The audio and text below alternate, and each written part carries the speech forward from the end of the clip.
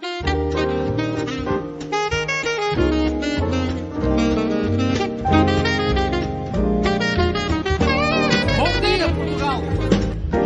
Portugal, there's a YouTube show full of fun facts you need to know. Carl rings the bell and the members show to the GMP morning show. Featured guests will come and they will blow your mind. The audience will do so in kind. The little vanity mixed with some insanity on the morning show with GMP. Good morning, Portugal, and I'd like to welcome you to another fantastic day. Hey, GuMPers.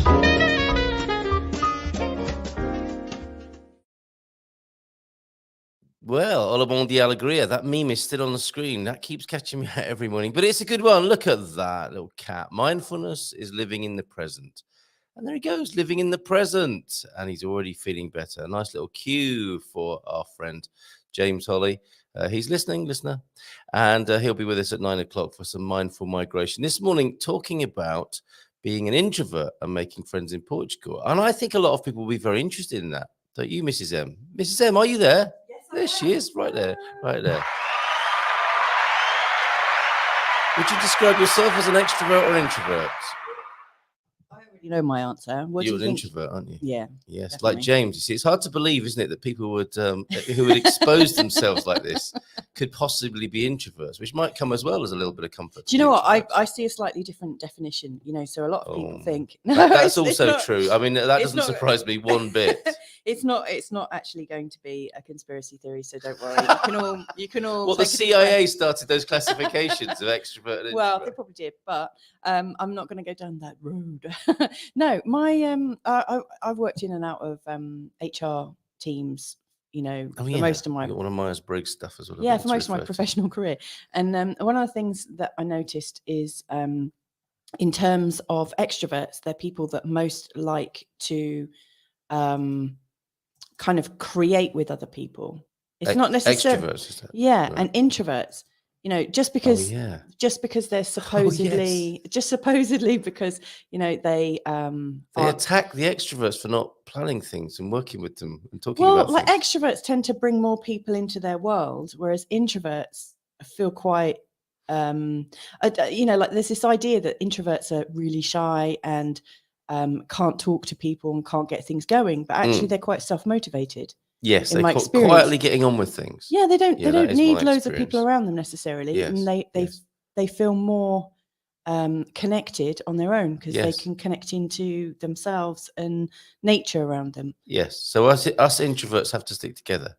Yes. But not in the same room. Well, the funny thing is you're right on both you and I are on the border between the two. Oh, right. Okay. But you are definitely more on the extrovert side. It's one of the sides that you and I sort of play in and out of. Well, I suppose it depends whether it's more about your personality or your character, because with your personality, you can learn to be extrovert. Yes, can't exactly. you? It's a learned skill. But innately, I think there's probably, it's more interesting, isn't it, to think whether innately you are introverted or extroverted. Yeah. Please. Yes, definitely. I mean, I've had very social careers. Yes. But I am definitely more naturally introverted. I'm Andrew, sure a lot of people here are actually. Bryant, good morning to you. It's about where you recharge your batteries. Yes, absolutely. Very good. Yeah. What's the diff? Look at this. That is such a good definition. Where do you With recharge your people. batteries with people? I recharge my batteries on my own. Andrew Bryant, you're most welcome here this You're morning. a genius, Andrew Bryant. Look at that! What an entry! Now, I think we have seen you here once or twice, Andrew, but not quite in distinguishing yourself in such a way. And did I say beautiful? It's a great photo, isn't it? It's a great photo. It's a great debut. What an entry that man has! Yeah, he's got movie star looks. He does. There you go, Andrew. Look at him. Could we be any more effusive with our positivity about you this morning, Andrew? But that is a very good. I like his one underneath, which really backs up what I was saying. Should we best if we both don't click on the comments at the same time? I'll let you do it. Extroverts need others. Introverts need time alone to recharge. Very good. Very good. Did I say Hola bon dia alegría Munson here with the Good Morning Portugal show live stream and podcast yet? I think I got distracted really quickly. You did, yeah. Okay. So, yes, I was thinking that to ask people, do they see themselves as introverts or extroverts? Obviously, the extroverts will be quicker to answer that. I don't know. I mean, I quite often Yes. answer things and go, me. Right. And Jean, good morning, Jean. Actually, let me say good morning to everybody before we go dig deeper. Deagle. Oh, yes. Deagle's so happy for you. He's 320 euros better off after I hope winning that hasn't the caused sweepstake. bigger problems.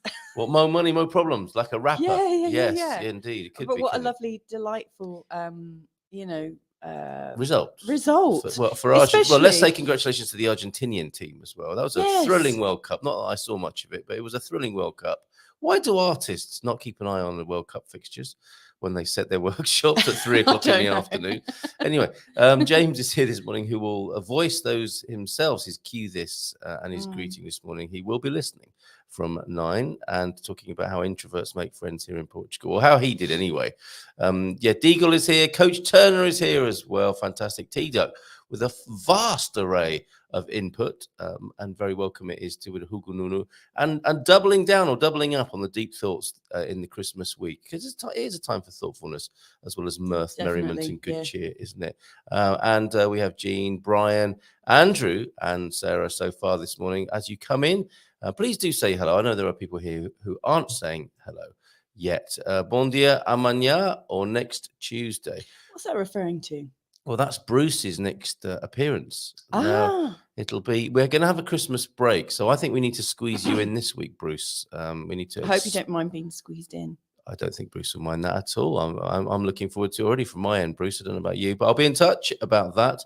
And this Andrew Bryant suddenly sounds like he's from Zoolander.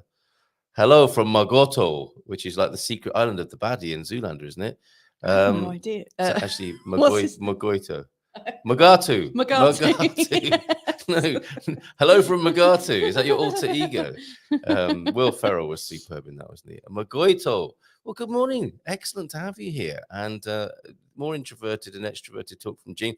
What's the difference between an introverted engineer and an extroverted engineer? The introverted engineer stares at his shoes while he talks. I think that's while he talks to you rather than his shoes hole. He stares at his shoes while he talks to you. The extroverted engineer stares at your shoes. That's brilliant. That is amazing. Really very good. Yes. I had to read that a couple of times. That's really good. Good morning, Lee, head gardener McGrady.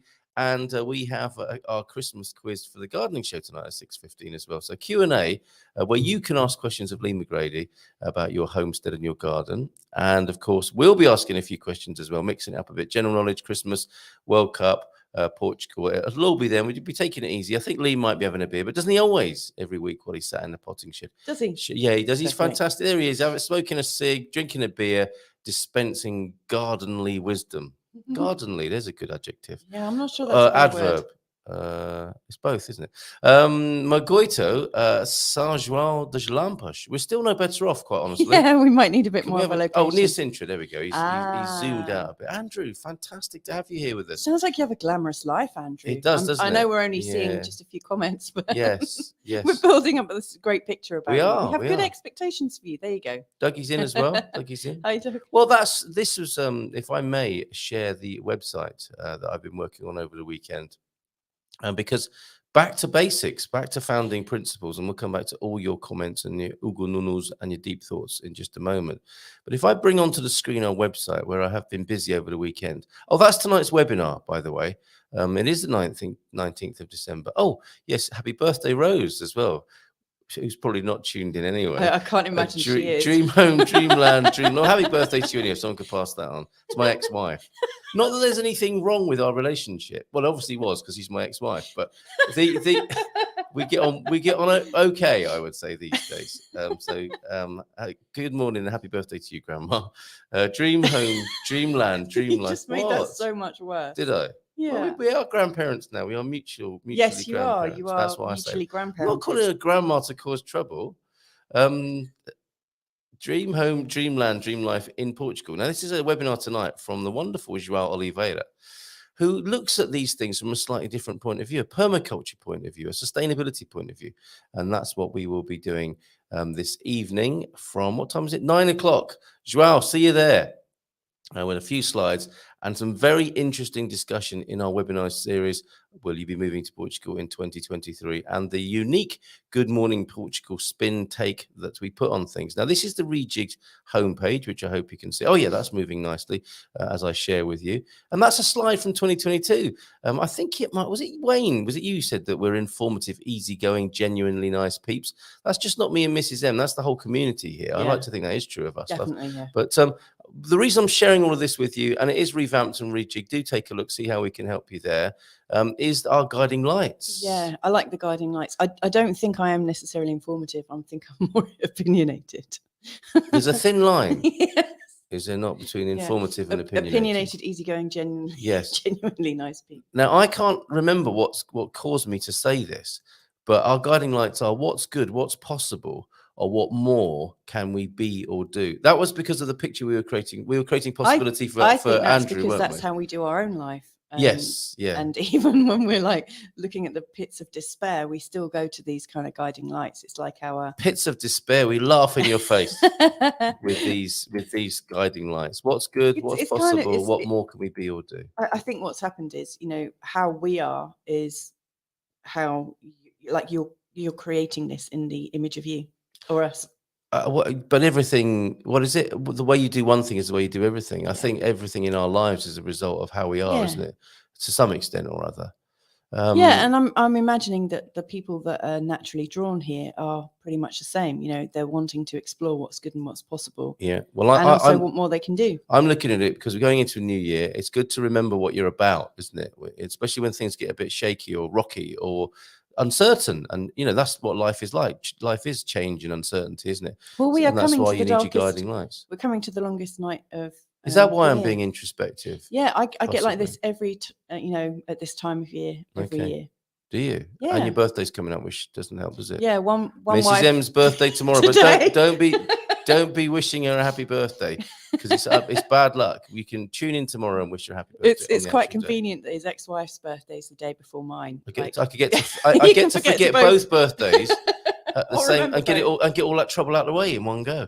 So Andrew, that's why we do know Andrew's name. Last year I moved to Portugal from Singapore. Andrew, that's funny because I have three Singaporeans this year who've moved from Singapore to Portugal without ever having been here. We love the cut of the jib of someone. Yep, I did the same, Andrew. I think let's live fearlessly. Yes. How is it living up to your expectations? Because Singapore is very different. Don't be asking him questions because we're getting the blame here. Okay. This show helped me connect to the concept of living here. Well, I hope it is good. I hope that's worked out well. If it hasn't, all complaints to Mrs. M, please. In the mailbag. We've both spent a bit of time in Singapore. Me sort of like in and out to get visas because I was living in Bali. Yes. But and I know people that have lived in Singapore, quite extensively, and it's a very different. Yes, your mum. It's a very different vibe, isn't it? Just. I see. Comparing it to the cultures of Portugal. Yes. Yeah. The Portuguese tend to mind their own business. There is a dictatorship theme somewhere in history, though. Yes, there is a shared preference for rules, but the Singaporeans. Oh, sorry, that's what I meant. Yeah, the Singaporeans, from my memory, from what I've been, what friends have shared with me, yes, they're very organised. Well, you've got to be in a small place. It's really seen as like one of the highest virtues. Whereas people kind of when you drive into central Portugal, you see these long rambling gardens that aren't very orderly. You see a lot of things that aren't orderly. Like you'll see a lovely stretch of houses with one that's completely fallen down. And has been like that for years. You probably wouldn't see that in Singapore, would you? I can't imagine you'd see. Imagine there's a law against it, in fact. Or something like capital punishment if you do. Well, steady on with your Singaporean stereotypes there. But I mean, I enjoyed Singapore too. Yeah. Well, yes, yeah. It's it's fun. It's very colourful. The first thing that comes to mind, apart from my family connection there, is buying a Bob James album in a vinyl store in Singapore. How bizarre and random is that? Deagle then, but congratulations to you, Deagle. Born to your Carl and GuMPers from a damp, very mild Belfast. 9 degrees, good for you. Overnight at 9 degrees and to go to 13 today. Excellent stuff. Maybe we should have asked you if you wanted the no publicity box ticked before you got bugged Before by lots of we, people. Outed you as the big Yes. sweepstake winner. But well done, Argentina and Diego. Bom dia, GuMPers, from James. Feliz segunda a todos. Como foi os vossos fim de semana? How was your weekend, everybody? James is asking. Do let us know, please. And Diego will watch a show this afternoon as he's meeting a friend, then a funeral of an old neighbour. Well, I hope that goes as well as these things possibly can there, Diego.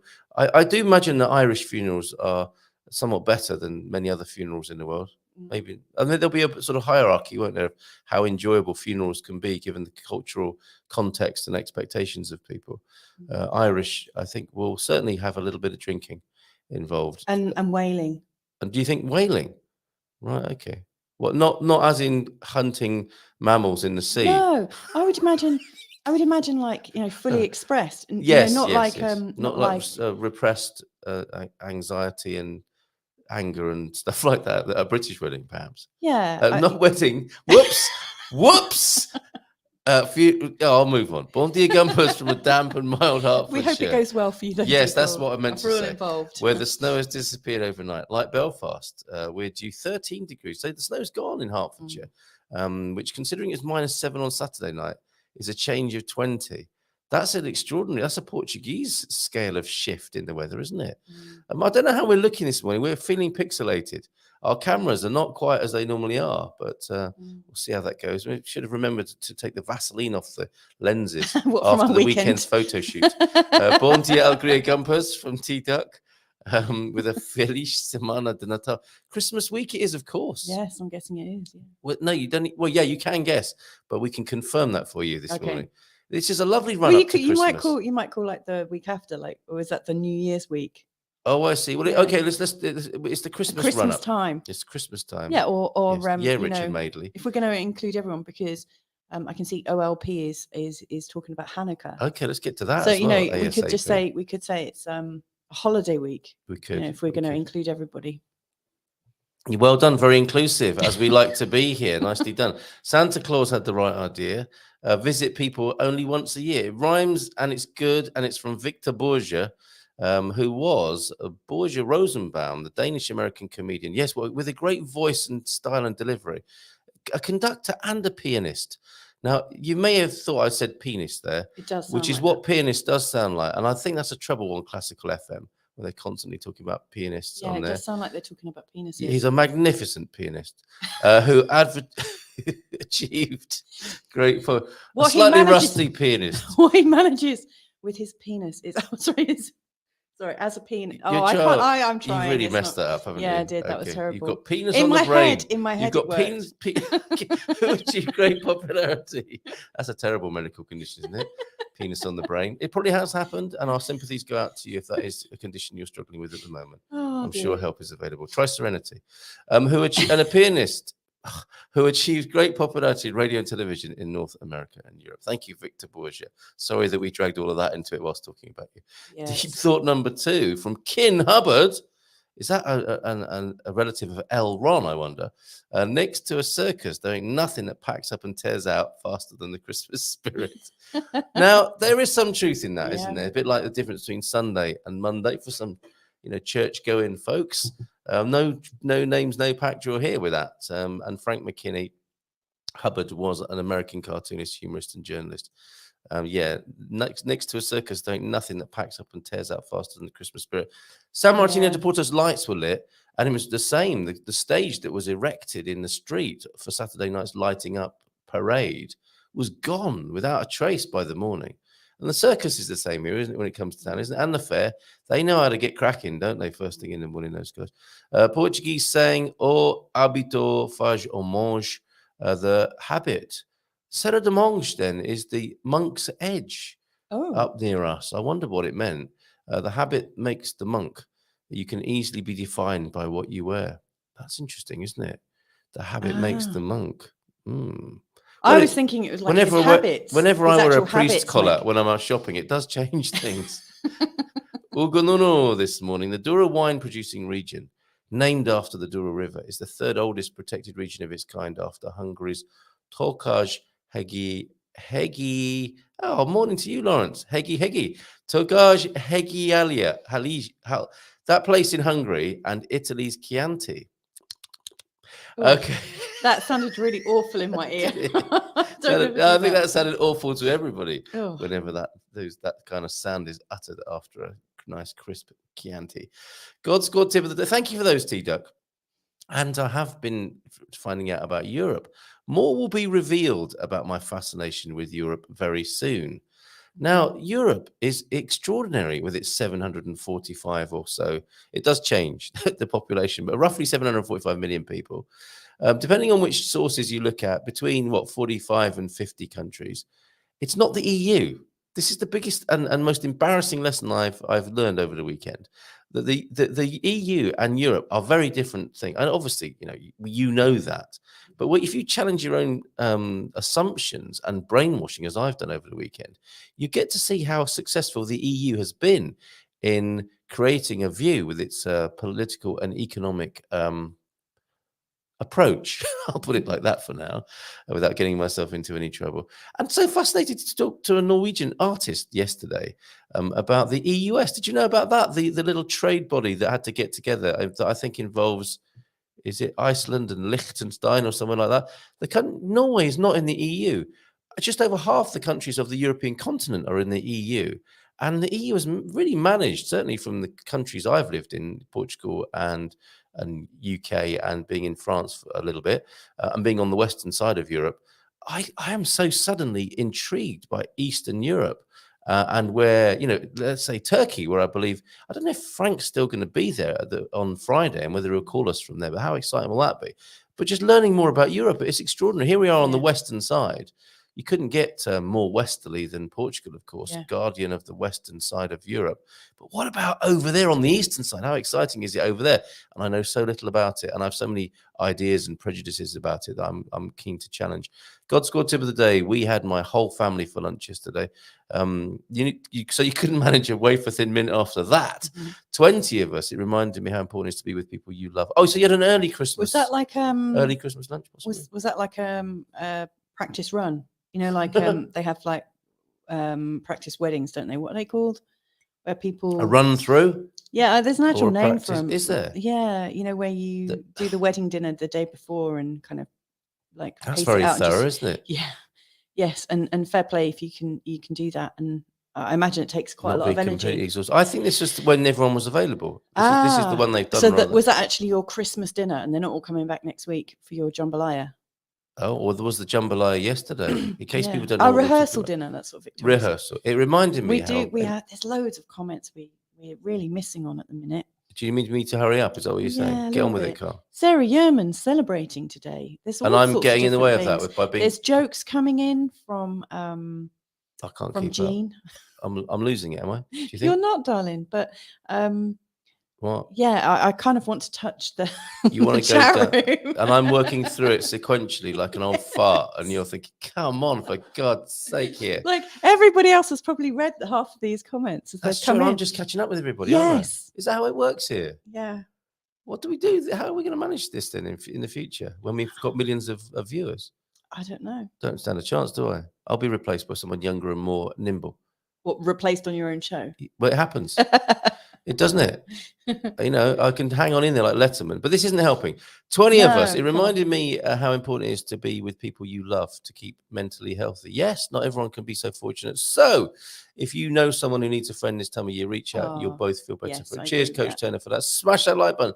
Okay, Jean, I'm going to do a lot of catching up now. We did all that stuff about introverts and extroverts. Morning from Sarah, who's celebrating apparently today. We're going to find out how in just a moment. Merry Christmas week and happy first day of Hanukkah to all. Thank you very much, OLP, for that. That's beautiful. Yes. Thank you. Tell us more about how we might celebrate the first happy day of Hanukkah with you.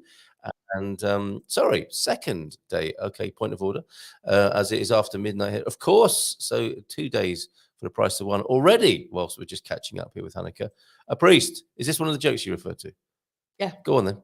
No, I haven't read it yet. But now's your chance. Are you worried about the delivery? Yeah, and my eyesight. Oh, go on then. This could be hilarious. Okay. A priest, a minister, and a rabbit walk into a bar. The puzzled barkeep says to the rabbit, "Okay, I'll play along.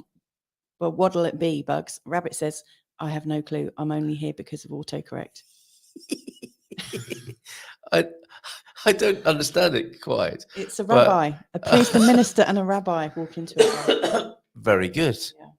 Is what I want to say about that. I mean, I was laughing anyway because it was an autocorrect joke, and there's a rich seam, isn't there? Oh my goodness, yeah. And that's good to have. fantastic. I'm only here because of all. That is a joke of our times. That is It really is. fantastic.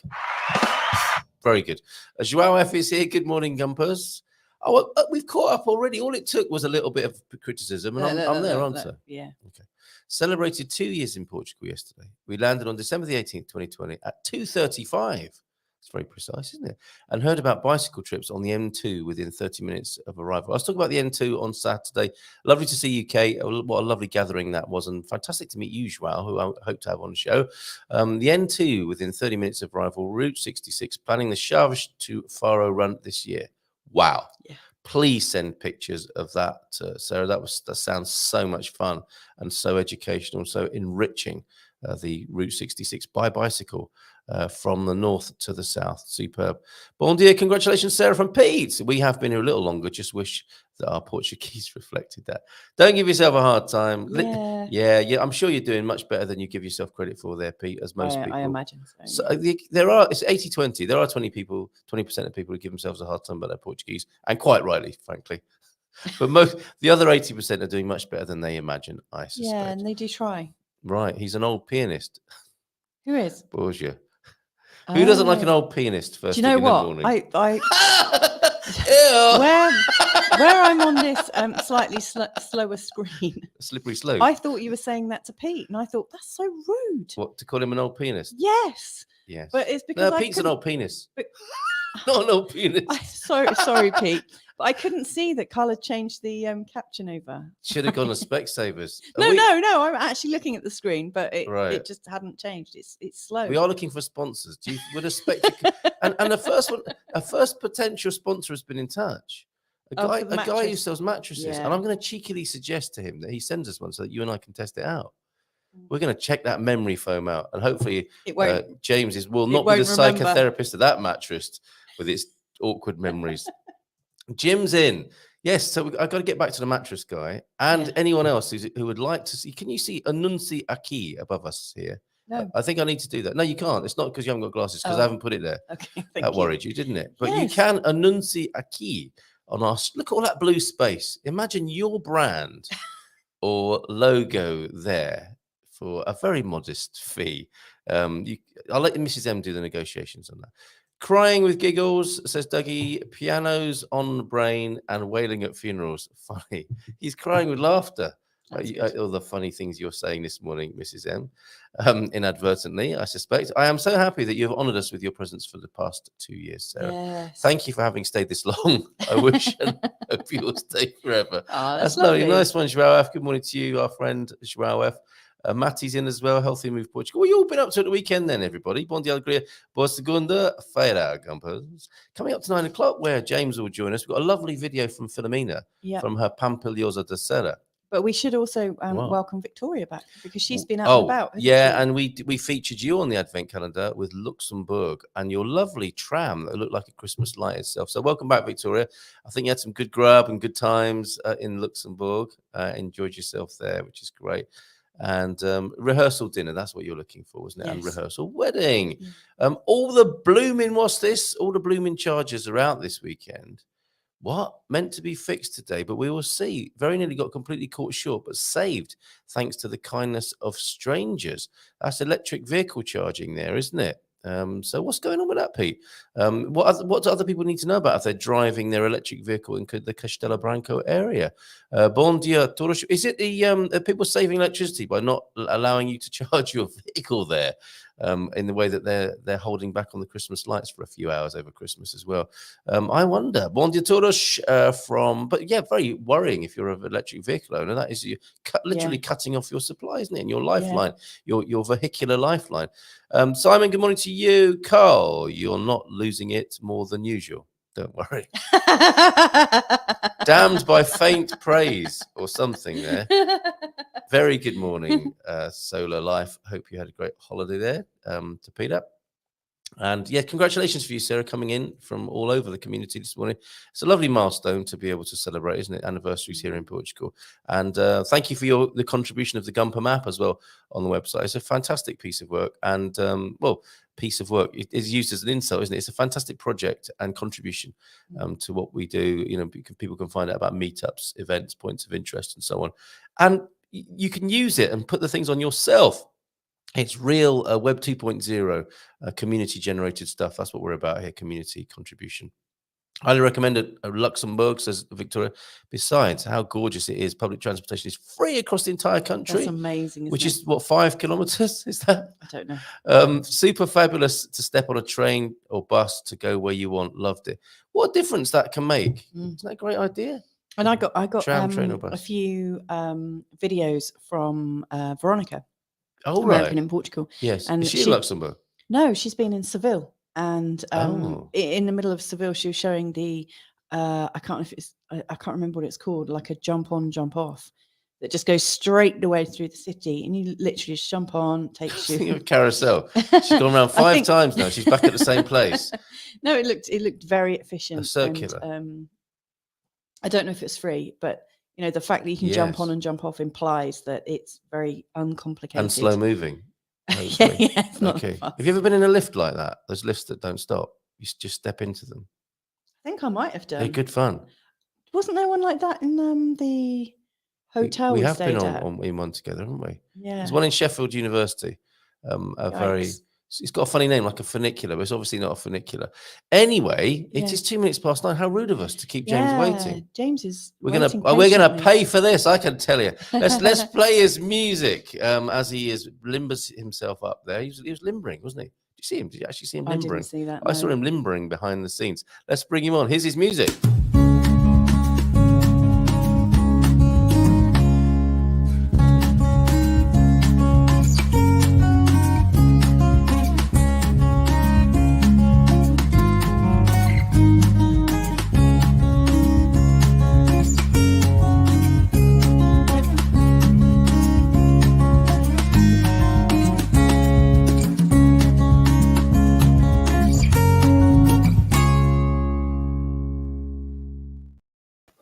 Who doesn't like a swing first thing in the morning? I love that ending.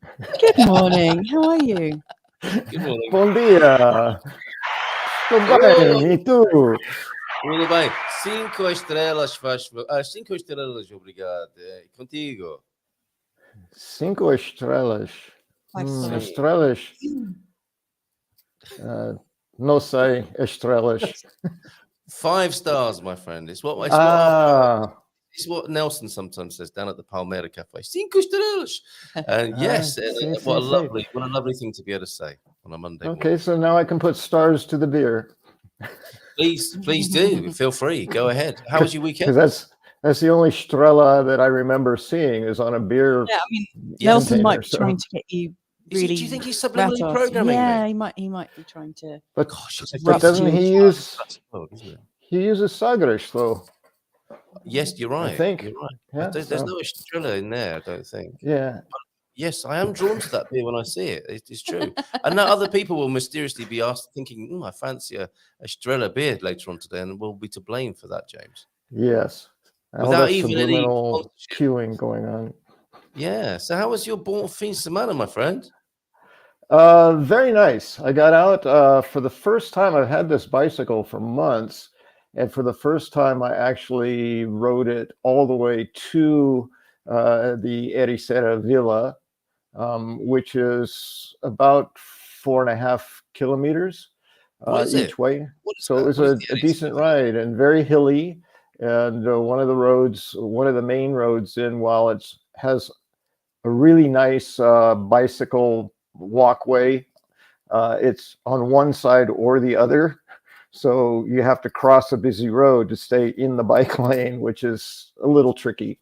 But my biggest victory was navigating the 3-lane roundabout as I was approaching the villa. All right, I'm going to do this as other bicyclists have suggested. Just do it like a car. I said, all right. Yeah. And I did it.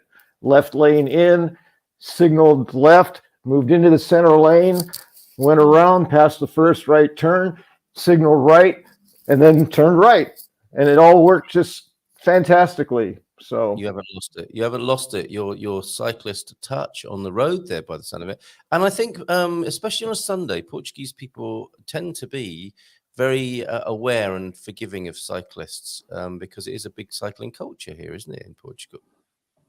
yeah, I don't know too much about the actual culture of it. As I said, this was my first venture out where there were lots of cars. I've taken a few smaller roads closer to home just to get a feel for it, because it's an electric bike and it operates differently than the last electric bike I had.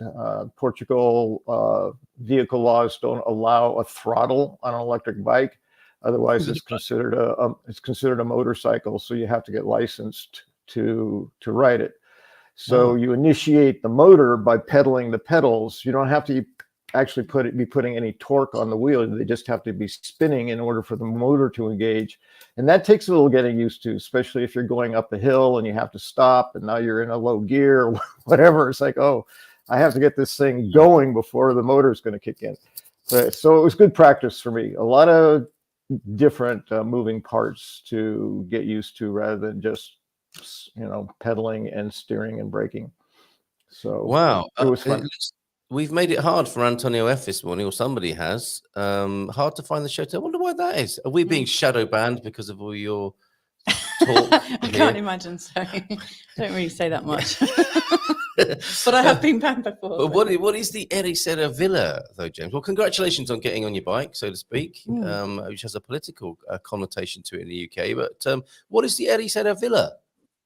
It is. It's some people call it, the center. It's so many. My limited experience of Europe is so much of it because it's so old. The modern areas tend to build up outside the central area, which is where the original place was. In Italy, it's usually around the churches, the piazzas, and in Portugal, it's so far my experience is not terribly different. Where the oldest parts of the cities are the villas. So, and apparently there's some, and I knew it once, but I don't remember what it was, the distinction between a town and a city and a villa, and villa was something better than just being a town or whatever. It had to be designated as such. So Ericeira is referred to as a villa, which just basically refers to town center, where the Praça da Repúblicas are generally located somewhere near the center of the old town house, those sorts of things. Yes. Okay. Yes, the template structure that we've come to know and love in Portugal. So you're basically just cycling into town, keeping fit, having a little look around. Well, yeah, and it was between the rains. We got a good break, so the sky was beautiful. The temperature was perfect for exercising and not getting overly overheated. I have a box on the back of my bike because part of it was with the idea that if I needed to pick up groceries at Intermarché or whatever, then I needed a place to be able to put my groceries when I came home. So I was able to try all those things out really for the first time, and it all worked very, very well. I will say that my experience so far of Portugal is that many of the coastal towns are at the lowest elevation. And then depending on how close you are to the hills is how steep the hill is getting back to where you come from. So 4.5 kilometers from the villa is pretty much all uphill, 4.5 kilometers. Wow. So coming in was quite fun. It's like, whee, just coasting on down the hill, but going back was American guy. Yes. Yeah. Oh, even with the motor, you have to give it a little leg help to get up some of those hills. So I got some good exercise. I got out checking in on you with that, because that's such a sounds like a lovely thing to do. Fresh air exercise. And you feel like you've earned it, don't you, when you go to town and back on the bicycle? It's lovely. I do that from time to time. James, you don't actually have to move into the centre lane in the roundabout, apparently. It says expert and veteran cyclist Sarah. Just signal as you go around. And yes, the Portuguese drivers are wonderful in the main. I see a lot of cyclists out on a Sunday with mountain bikes and touring bikes. I think it's quite a big tradition here. Yeah, as I did my research, I got several different answers. The most common was It's um, the law is different than the practice. You know, very much. It's just like, okay, the law no says way. one thing, you do it another way. So I got everything from use the sidewalks on the edge of the roundabout and just use the crossing areas to just take the outside circumference of the entire roundabout to do it Yeah. like you're a car. And from what I could read in the cycling law was that bicyclists are to be treated as motor vehicles, just like in California. So I'm very familiar with that.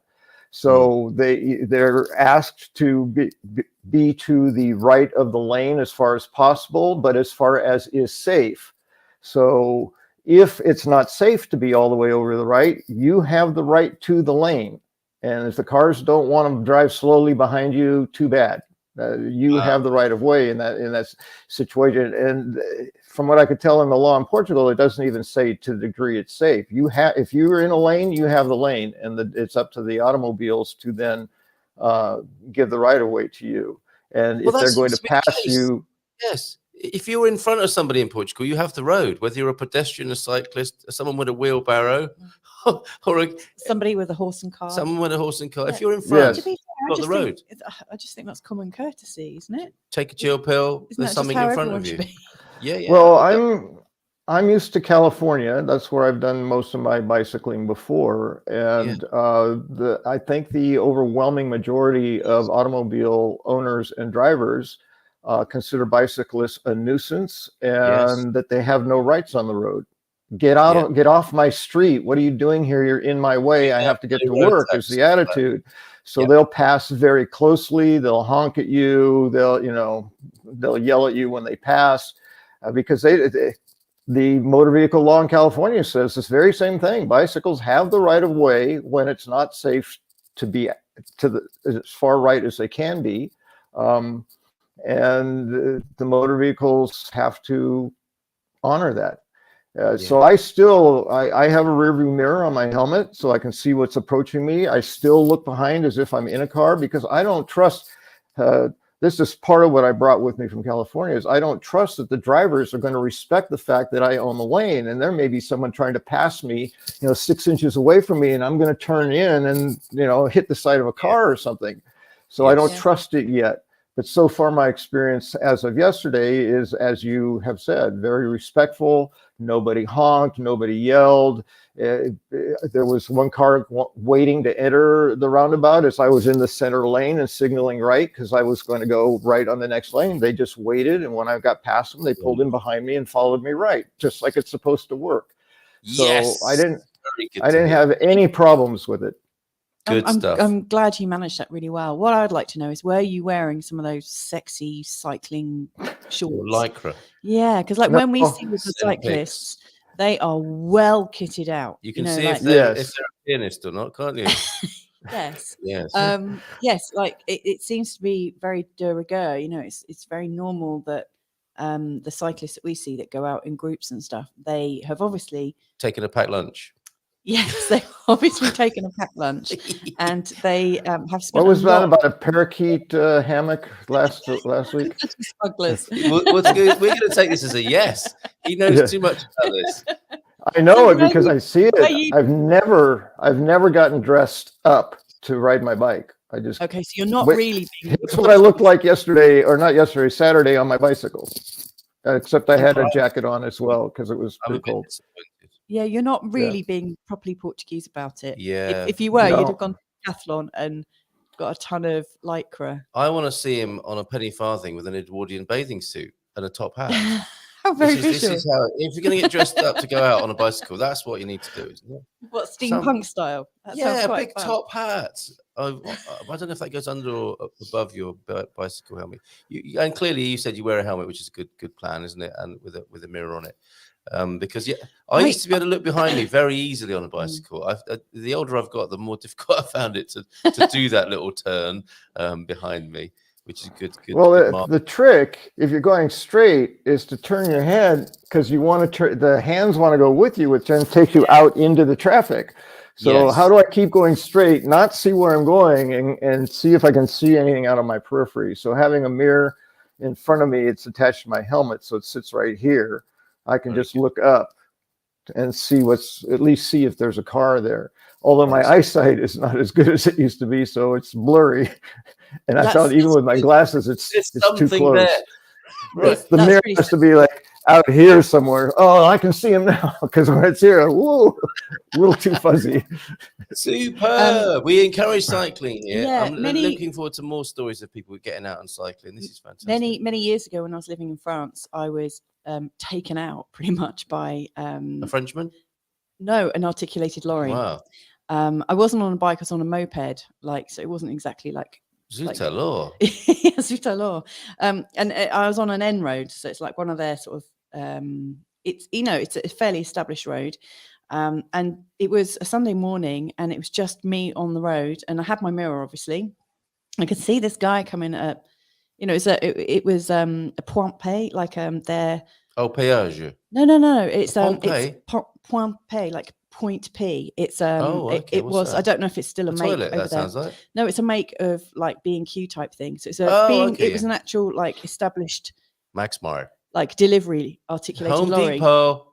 And as he overtook me, I could see in my mirror that he was going to like knock me off. Okay.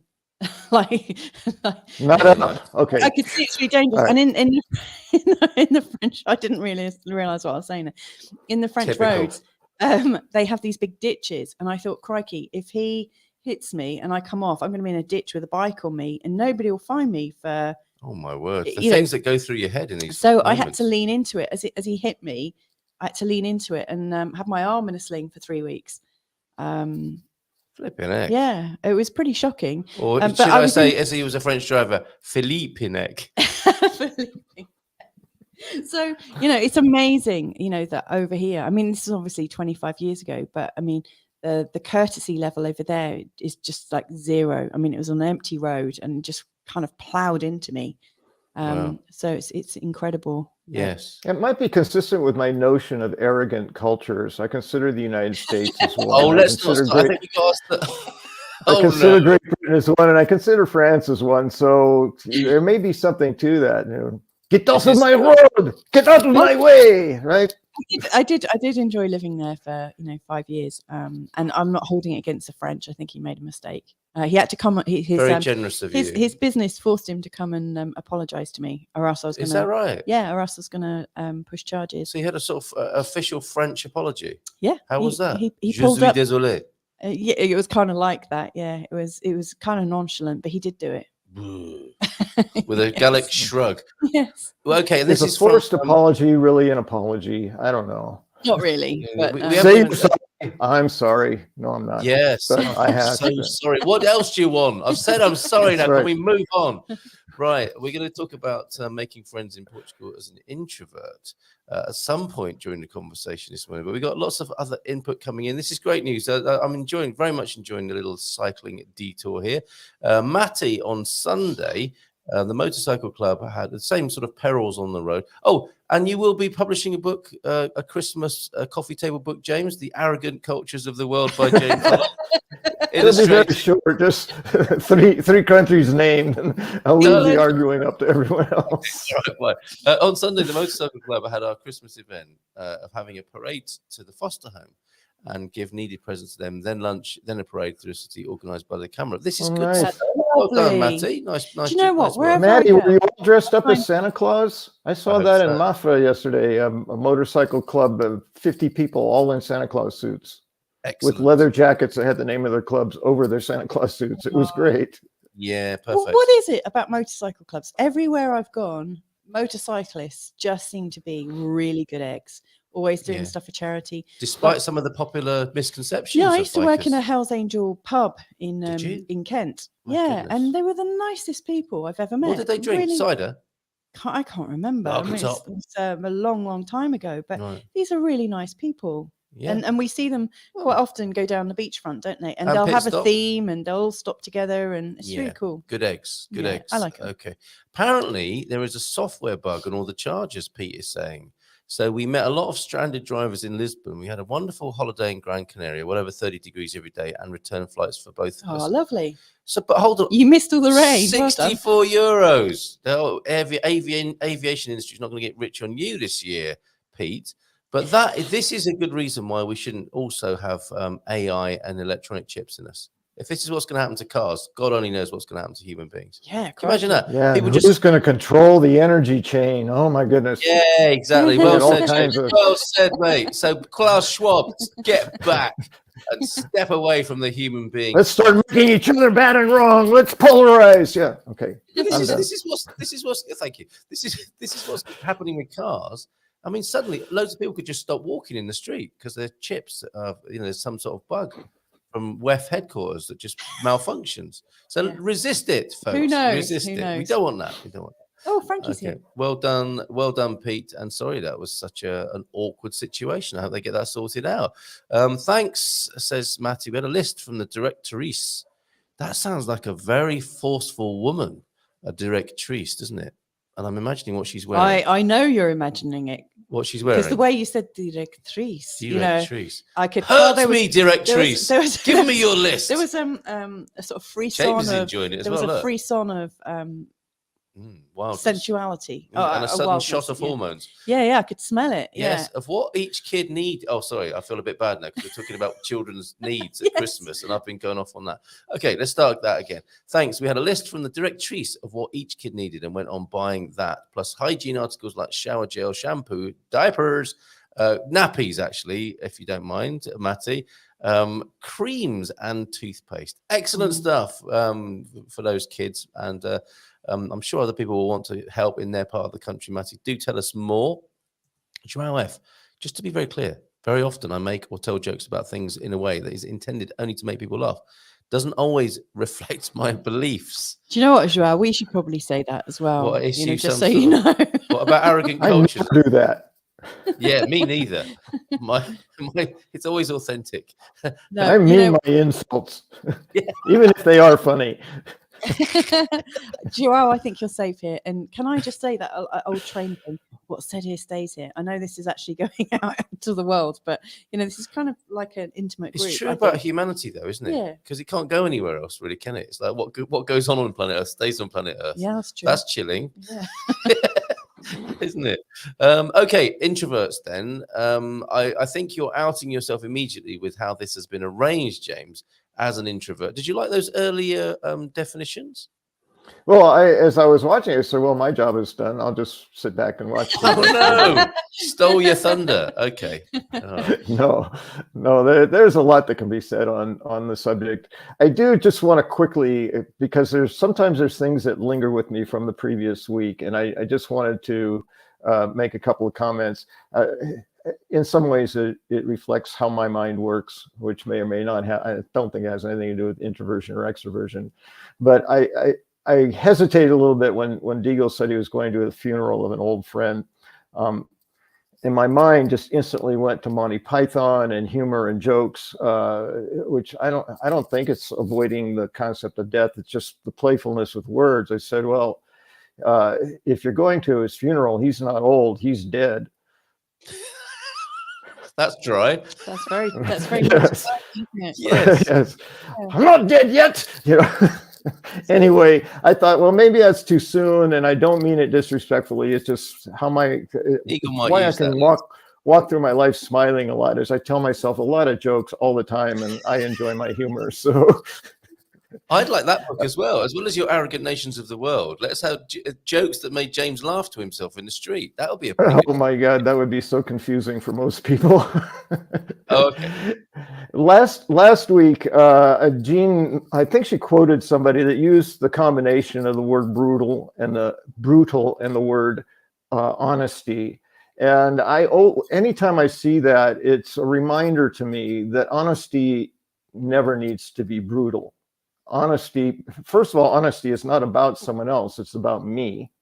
So maybe I can be brutal with myself, but if I'm being honest with someone and I know that it might be challenging for them, I can still be honest with them without being brutal. Brutality, I mean, it's violent. Brutality is violent. And you can be honest without being violent and be very, very direct.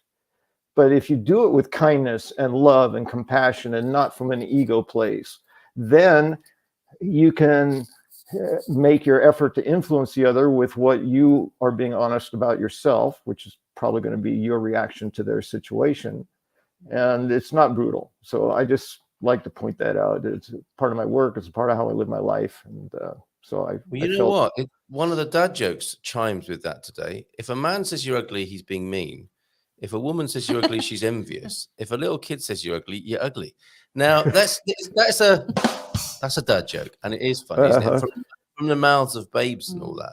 But the interesting thing is that kid is being honest according to what they think and just saying it out loud, right? Mm-hmm. And that's the other part of this kind of conversation or this thread, isn't it? Is that people are just saying what they think, and you don't. We can take that on board, can't we? As a context, it's like, well, thank you for that point of view. You don't have to just accept something because someone else says it, do you? Although we tend to, don't we? Especially if we've got a proclivity or a sensitivity or a trigger point with the thing they're talking about. And funnily enough, we tend to attract those people who might be hovering around our proclivities and sensitivities and trigger points with certain things in life for some reason. I don't know why that might be, but yes, thank you for that little point of order on brutal honesty and how we might manage it. Yeah. Yes. It's go ahead. We've got a couple of comments coming in right at the bottom from Andrew Bryant, and are you there? Yeah, I will be there. You've warned me off. No, don't be like that. I'll take hold on a minute. Okay, you find him. So he's saying, I can't see. Let me know when it comes up. There we go. Radical candor requires empathy. Yes. And it reminds me of the book that you bought for loads of people. Radical honesty. That was looking back, that was a passive aggressive move, wasn't it? Buying everybody radical honesty. Yeah. But I enjoyed it. We read it together and we went through the exercises because like the main premise that Brad Blanton talks about is, just tell the truth, but stick around to clear up the mess. Clear up that mess. So so it makes you absolutely responsible in the way that you are being truthful. Yeah. Because you have to stick around and stay in the conversation. I quite like that. Yes. And then Jim White saying, tell the truth without blame and judgment from Angelis Ariend, The Fourfold Way. Is that an origami book? So I think that's really resonated what you shared there. Yes. I like that. Yes. Well, and it all requires getting ego out of the way. Yes. Getting ego out of the way is how you do that, because I say to clients, friends, anything I say is a reminder to myself, is that when anyone is telling you about you, they're actually revealing themselves to you. And with that understanding, you can react with compassion as opposed to, some violent, triggered, emotional reaction to it. Okay, you're saying you, and you're pointing your finger at me, which is revealing to me what you think, how you process, how you experience things. And from that, I can then go, oh, wow, it must be tough to operate from that position where you can see me in this light, as opposed to, no, I'm not, you don't know me, which is that's the ego reaction, right? So I think that's really well expressed. Good man. I mean, that's something I suffer with, actually, is I take people's opinions of me really seriously. I've never noticed that. Rather than just seeing it as information. And you know what? I'm seeing Frank here. Bondi, is this Feel Good Friday? Because those vibes are happening, aren't they, today? And this is a man. How are you beauties doing? I see Cuddly Two is in the mood. And Senor James is a keeper. We've got to bring him out to a bender, Cuddly Two. Now, Frank is a sort of friend where he can say to me something like, "You're such an asshole, man." Yeah. And I think he said that on many occasions. I don't say, "How very dare you," or anything like that. No, I'm not. I just come home and cry about it quietly to you, don't I? Yes. Yeah. Frank. You know what he said. Yeah. But yes, he's the sort of pal you want. Superb. So, are we going to talk about being introverted and making friends? Yes. So I have one final thing, if you will indulge me. Of course. Because Michael said something about language last week that just really hit home with me, and I immediately thought of Carl Sagan and one of his quotes because Michael's talking about language being so much more than words, right? And it really is. It's about culture. It's about subtlety. It's about so many things. And that got me to thinking about one thing that Carl Sagan said in his Cosmos book and series, and that I'm reminded of when I listen to Symphony of Science. He said the beauty of a living thing is not the atoms that go into it, but the way the atoms are put together. And I just saw language there. It's the words or the atoms. So it's not the words, it's how they're put together that makes it beautiful. And I just thought, yes, I had to share that one. James, where were you when I was writing my wedding speech? That is what I wish I'd said to Mrs. M. I am reminded on this special day. I'm reminded on this special day as we marry each other, Mrs. M, that the beauty, this is what the other Carl said, Carl Sagan, the beauty of a living thing is not the atoms that go into it, my darling, but the way those atoms are put together. Yeah. Isn't that fantastic? That would have been lovely. You'd love you. Yeah, I could do it on our anniversary. But in fact, what actually happened is we both messed up the same vow, didn't it? We did about obeying each other. It's never been right, that has it? Mr. Freud would have something to say about that. Oh, we didn't invite him on purpose. Yeah, we both messed that one up. Yes. Yeah. Andrew, this fellow Andrew is very welcome here. Get egocentricity or egomania out of the way, yes. But ego actually means self. And if we're going to be authentic, ego has to be here. And yes, notwithstanding the fact that we can't completely eradicate ourselves from the conversation, I think that's a good point. It's an and rather than a but, isn't it? I think. And we do prefer an and to a but first thing in the morning. Yeah. And I like what Jim White, personally speaking, what Jim White has followed up with underneath. What's that? What's he got? Your opinion of me is none of my business. I was going to say that, yes. So I was going to say that, Louise, when you talked about, what you think of me is none of my business. Yeah. So. Yes. Have you ever said that? You want to know what I think? No, thanks. What? But I need to unburden myself with my opinions about you. No. One of my favorite comebacks or statements is, I refuse to have a battle of wits with an unarmed person. Oh, and they're walking away thinking, what did he just say? What did he just say? And by the time you're around the corner, they go, wait a minute.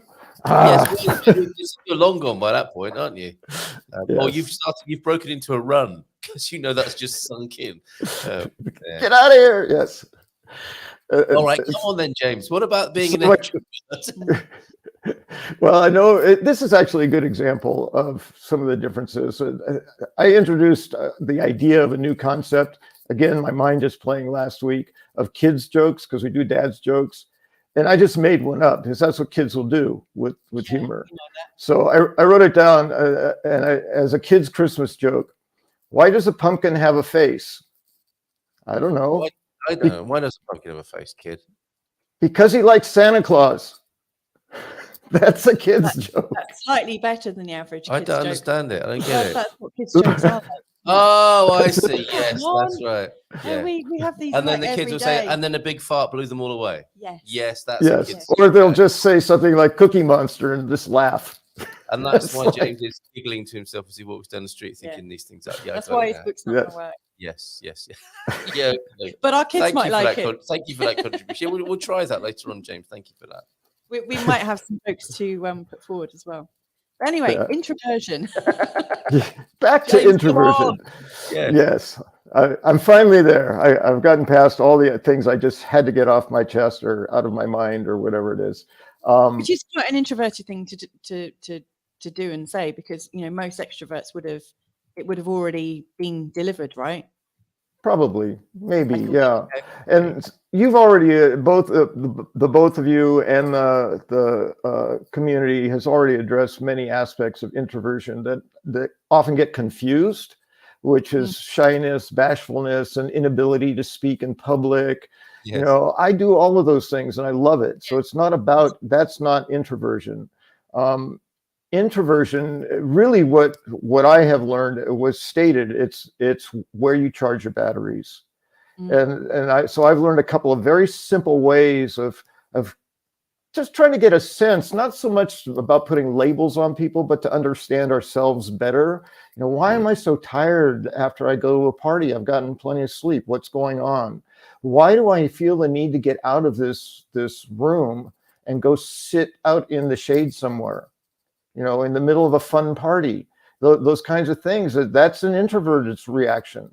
There's a certain exhaustion that comes from being the experience is almost being bombarded by energy, which isn't helped if you're empathic at all, because then you absorb that too. So there's a need to, and I've learned to communicate when I've been in situations with friends, say, hey, if I step out for a while, it's not because I'm unhappy. There's nothing wrong. I just need to breathe, get grounded, recharge, and then I'll come back. And I've had people offer me their bedroom, say, you can take a nap on the bed if you want to, because they understand that. Whereas the extroverted friends I've had, they go to the party and they're ready for the after party and the after party and the after party. Like they just, people like, yeah. And to them to go typically, and this isn't everyone, and I think there is a certain degree of that, but most of the extroverted people I've known say that what I need to recharge would bore them to death. To just go sit and be quiet would be painful. I would get bored, and the entropy would take over and take me down. It wouldn't recharge me. So where we charge our batteries is a huge piece of understanding it. I also had someone break down for me, this is back when I was working on my master's degree in psychotherapy, and we were talking about introversion, extroversion. Another quick test is, think of being in school and having a homework assignment or a schoolwork assignment that you're going to go to the library to do. And we'll assume this library has a setup where people can sit in groups or sit on a couch in a chair, whatever, a central area. And then they very often have little cubicles off to the side for people to work individually. Where would you choose to do your work? And always for me, it's off in the cubicle somewhere. Not because I'm a loner, but it's, I can't concentrate and study if there's a bunch of other stuff going around. And most extroverts will say, oh yeah, I'll be on the couch with the other people all the time. And I have seen extroverted people be able to study magnificently, surrounded by noise and other people who are going, and because the energy is charging them and helping them to focus. For me, it's a distraction. It pulls me away. So that's, you know, those are just sort of quick tests for, you know, trying to determine, why do I feel this way in these situations, and so on. And for me, the topic of, you know, how an introvert made friends in Portugal is really a testimony to my experience of kind of countering the stereotype.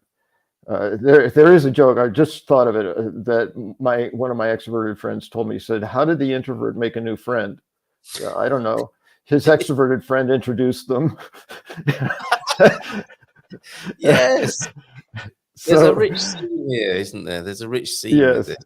Yeah, definitely. So it's not like one is good and one is bad or better or worse. It's not about that. It's just about understanding ourselves. You know, for me, mate. Yes, definitely. It really helped me to understand, oh, I can go out and be active. I can go out and engage with people. And at the end of the day, it's just like, I'm done. I'm completely drained. Understanding is the key here, isn't it? You know, a diagnosis is a funny thing, isn't it? Because it can be helpful and it can be harmful. And I think it's most helpful when it leads to understanding. You know, you understanding yourself and helping other people understand you. And we've got lots of other. I mean, Andrew seems to be an expert on this subject. We've got him right exactly on the right day. Stephen, I suspect, has a thing or two to say about it as well, with his understanding of human beings. And excuse me, man flu's not over yet, in case anyone was asking, which nobody has this morning, by the way. Physical tiredness is hugely different from being mentally, energetically drained. Yeah, it can be, can't it? But I think it can also be connected to Jim might asking the question: does introversion and extroversion change as we age? I would say it does, like many things do. That's an interesting question. I don't know. Well, you brought up the notion of character versus something else, and that personality that resonated with me because the research that's been done on personality, well, they call it personality characteristics, tend to stay fairly fixed. They may flex and bend a little bit, but they tend to stay fairly fixed. But as you said, training and experience and learning, this is getting in the way of the quality of my life. What can I do about it? Then through that awareness, my tendency toward introversion, I can say, oh, well, if my first choice was maybe I don't want to go to that social event, maybe I'll go anyway, because in not going, then I become isolated, and isolation isn't good for me. So I can work with it, understand I'm introverted, but still make choices that may generate what stereotypically people might understand as a more extroverted action. Like, oh, he's at all the parties. Like, he must be an extrovert. No, he's an introvert who says, this is where I'm going to connect. Yes. I agree. I think there's an element of strategies and learning, like getting really good at doing things, with your unconscious competence. And undoing things. So. Yeah. I mean, like our kids are very forward and communicative when they feel safe. The moment they're in a new situation, they don't know how to handle it because they haven't yet had that learning of strategies to cope in these different situations. Yes. But they'll get there. And with us too, as parents, they'll learn it from us because we both know how to do that. I think this with the aging thing. I think with the aging thing, you can get more skills. Yes. And more skills in how you handle things. And you can also give less of a crap as you get older. Yeah. Which means dropping some of the strategies, doesn't it? That might not. I can't be bothered with this. This is exhausting. And this is why Andrew's on it today. He's written 2 books on self-leadership. What? So we got loads of what an amazing gathering. And then Jim's written as well. Jim, James, and Andrew. Get coaching mastery. Yeah, get a training room, you lot. Wow. Yeah, I mean, also, I think adults have greater control as to which environments they put themselves in a way that kids don't. They are chucked into an environment and expected to cope, and then we put all sorts of judgment onto them as well when they don't cope. Yes. But you don't find adults doing that necessarily. Yes, I've imagined as an adult going back to what adults, I don't know if it's frequently, but often do, is they go to an event that has adults and kids, and they just say, okay, go be with the kids because you're a kid. And of course you'll all get along famously, right? Yes. And it's like, if someone did that to me as an adult, so here's a room full of strangers, go in there and have fun, especially as an introvert, but maybe even extroverts, I might be less self-conscious about it. I don't know. But for me, it's like, what? Get away from me. Don't tell me what to do. It's like, I don't know these people. So yes. we tend to assume with children, and to Louisa's point, that they often don't have control. Hugs and kisses and those kinds of things that people just assume are okay because they're kids. Like, well, they're human beings who have a right to their own space, the kind of people they like, what they choose for themselves, especially if we're teaching them those things. Incredible. And we're losing Andrew now. He's coming, he's given us his wisdom, now he's buggering off. I'm just sending him a message saying, please stay in touch. Yeah, and when you want to show. Thanks, Andrew. Yeah, it's been great to have you here this morning, for sure. Especially in terms of strategies. Yes. Now, strategies, this is the thing. I mean, that's where we can really make a difference, isn't it? It is. And that's a great segue. It is, because how do you make friends in Portugal as an introvert? Strategies, please, James. See what we did there. Brilliant. There goes the universe again, just directing our dialogue. I love it. So for me, my personal experience, I have learned, one of the things I've learned from social media is that you can be as anonymous and in the background as you choose to be, or as upfront and outspoken as you choose to be. So as an introvert, I had total control over my online presence. And if you are a friend of mine on Facebook, it's because I know you. I could tell someone something about you. That's my standard for accepting friend requests. So those people who have friend requested me, it's not that I don't like you or I don't want to, it's that I don't know you yet. So if we meet face to face and I can tell someone about you, I'd be happy to, call you a friend on Facebook. But I don't need 875,000 friends. That's not my thing. Yes. So I've got 76 friends on Facebook after, I don't know, 17, 18 years. Like, yes, all right, but I could tell you something about every single one of them because I know those people. So that may be an introverted, extroverted thing, but social media is the point that when I made the decision was in the process of making the decision to come to Portugal, I looked for groups of people from Portugal on Facebook. And I used the keyword expats because that's the one that is most commonly used. So I put expats in Portugal, and guess what I found? And from expats in Portugal, I found Good Morning Portugal. And Good Morning Portugal literally spoke to me. Expats Portugal was always confusing, and I didn't quite get it. But because of that connection, I made the connection to Good Morning Portugal. In addition, that search led me to a number of different expat sites specific to the area that I was interested in. So I found a Facebook site called Expats from the Ericeira area. I said, okay, well, I'll join that one. And then when I joined that one, a list of other groups from Ericeira, I said, oh, there's more than one. So I'll just join them all and see how they work. And some of them are mostly advertising, some are this, that, but Expats from Ericeira area is more like a community of people from Ericeira. And it wasn't all just immigrants. There were also many Portuguese people that were part of that community. So, you could throw in there and ask a question about Ericeira, or, say, I'm wondering about this, and get responses. And so that suits me. Okay, I'm still relatively anonymous. I'm just a name on this site, so I can engage or not as I please. And so that started it. I started making connections, and people started saying, hey, let us know if you get here, maybe we can go get a beer or something. So I was getting invitations that I would have had to be making personal contact with people to get, which would have been more effort for me as an introvert. I didn't have to do much. I could be at home, safe, the safety thing, be myself and connect with people virtually.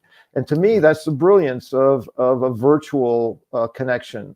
If it remains virtual all the time, the jury's still out for me about can that really be a relationship or not. And there's a big part of me that says yes, another part says I don't know. So that may be changing, but for me, it was the virtual connection is what allowed for the possibility of an in-person connection with people at the point that I got here. So then I started watching. Yes, I started watching the replays of Good Morning Portugal 6 or 8 months before I got here, because I wasn't going to commit myself being up at 1 a.m. to watch something on YouTube.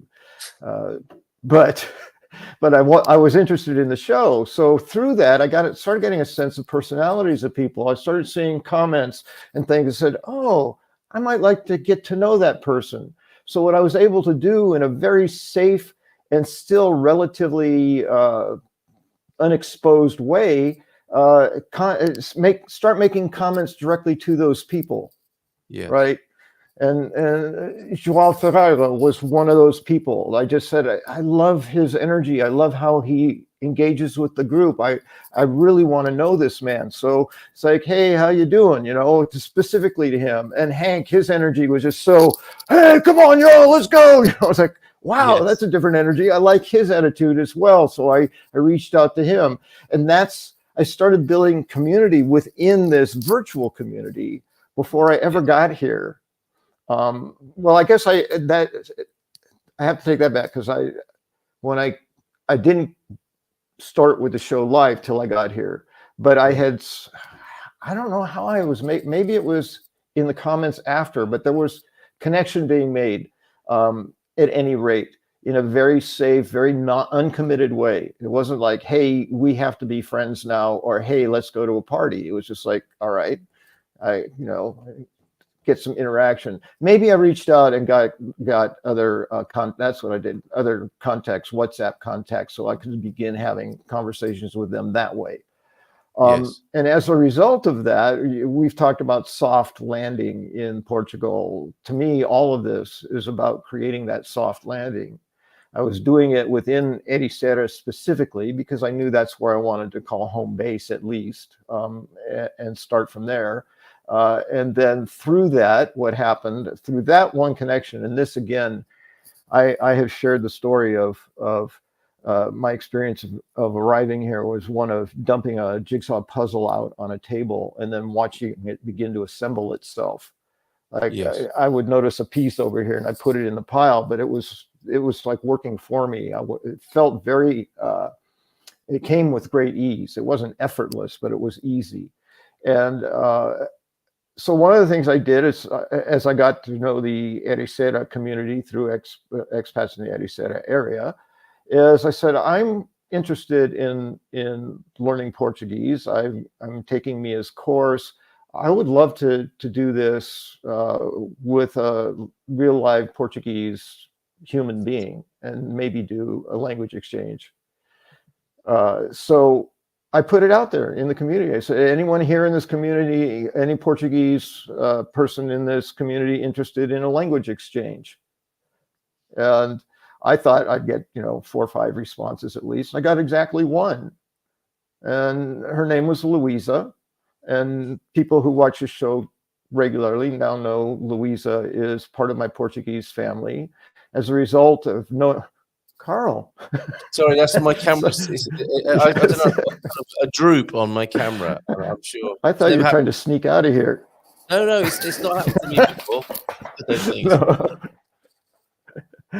So Louisa responded and she was interested. So we set it up. And so over the course of 6 months or so, we were meeting every week. It turned into 3-hour video chat conversations that were rarely specifically about language. It became more about culture and Portuguese life and American life and family and stuff like that. Andy, thank you. Yeah, we've been talking about that for a long time. So what ended up happening, because I reached out sort of fairly anonymously to this community, is one person showed up. And for an introvert, it's not about the quantity of people you know, it's the quality of the relationships you form with those people. Yes. And so what happened is I got a virtual friend, not just someone to learn language with. And what that resulted in was, and I'll just list them off, the place where I live, she had a converted garage made into a studio and made that available to me. A ride from the airport from her and her husband to my new home without having to know the language at all. They'd be there to meet me and take me where I needed to go. So I didn't have to understand transportation or anything. And since then, as I said, we've become great friends. I mean, they are family to me now. So that is one thing that happened just because I put out one question about language exchange on one social media site, which made my landing much softer. In addition to that, I was forming relationships with other people via WhatsApp. People would reach out to me after my first interview back in November of 21. I had several people contact me, say, hey, we're coming from California. We'd love to meet you, those kinds of things. So through WhatsApp, I was able then to begin to get to know these people on a level more than just seeing their comments. And then as that happened, just more and more, I credit Good Morning Portugal, quite frankly and honestly, and I don't know that I've ever personally verbally expressed my gratitude for you, Carl, and what you're doing with this show, because I don't think my experience is incredibly unique. And virtually everyone that I know and love in Portugal now is because of this community. People I have met through the comments in this show. And I've expressed with great pride a few weeks back when I was in Porto with Hank and Connie, that I had just recently realized, it was because of the meetup in Lisboa. I realized that of the 10 or 12 new friends that I had, which is more friends I've ever had at one time in my life. I mean, So for an introvert to have 12 friends all at once, it's like, whoa, at least for this introvert, it's like, yeah, That's amazing. I never would have imagined that I'd have 12 people that I actually love and feel close to, especially in such a short period of time. Because most of my friends I've known for 20, 30, 40 years, and long-term friends. Yes. But I had this realization as I was saying, who of my friends are here? And I said, okay, da, da, da, da, da, da. And because my analytical brain loves to do this, I put the math together and I said, wow, I have more Portuguese friends than I have immigrant friends. And I felt really proud of that. I said, well, why is that? It's because I reached out to those people. I felt a connection and I didn't hold myself back. They're just people I feel a connection to. So Nunu and I are great friends because I saw him on the show and I loved his energy and his personality. I reached out to him. Then he introduced me to Anna, who is working for him now, a new employee. And she's an amazing human being that I've now also connected with, plus my Portuguese family here. It's like, it's been amazing. And for an introvert to have 10 or 12 friends, more than half of whom are natives of the country that he just moved to barely more than a year ago, is to me a pretty amazing story to be able to tell. Sure is. I don't know what an extroverted experience would have been. I imagine it would be significantly different. But for me, I felt it was important to putting this out there because there are people who hesitate. I don't know the language, and there's a lot of fear in getting over here. And I suspect many of those are the introverts who understand that they might feel isolated and alone for a long time coming to a brand new place where they don't speak a language and they don't know anybody. My experience allowed me that very soft landing and the capacity to build essentially the best life I've lived. How wonderful to hear. Yeah. How wonderful to hear. And thank you for your acknowledgement and your feedback and your observations there. We unfortunately have to have a premature climax as we do on a Monday, but that's been wonderful. And I suspect as we celebrate the Portuguese minimum wage going up to 760 a month from January the 1st, it is set in law now. As we conclude today, that will be of great help to people. So thank you for that, James. You're right. Sometimes introverts are expected to be more extroverted as the strategy, and clearly you have honored people using their introverted ways and ways they feel comfortable with how they want to run their life and develop their life and land here in Portugal, to be true to their own values and approach in life and still create a cracking, and I mean that in a good way, life here in Portugal. So thank you for sharing that this morning. It's been my pleasure. Absolutely. Took us a while to get there, but we got it. Well, we had a lot of fun on the way, didn't we? And yes, absolutely. The soft landing is a lovely idea as well. And I'm sure this, as many of the other themes we didn't manage to talk about that were reported in the chat, we will get back to, because we're here every morning doing exactly what James has been talking about. So, James, have a great week. Boa semana, my friend, and we'll see you again next month. Oh, we won't see you next Monday. This is the last one of the year, actually. So thank you for your service. I'll be in touch with you on a personal level, but thank you so much for your excellent service this year, and we'll see you in the new year. Been my pleasure. Para ti também. All right, ciao, ciao, and bye for now. We'll go out with that extra sequence.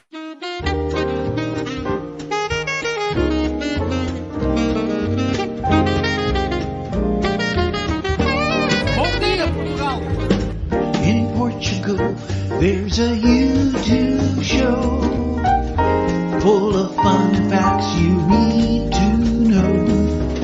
Carl rings the bell and the members show to the GMP morning show. Featured guests will come and they will blow your mind. The audience will do so in kind. The little vanity mixed with some insanity on the morning show with GMP. Good morning, Portugal, and I'd like to welcome you to another fantastic day. Hey, GuMPers.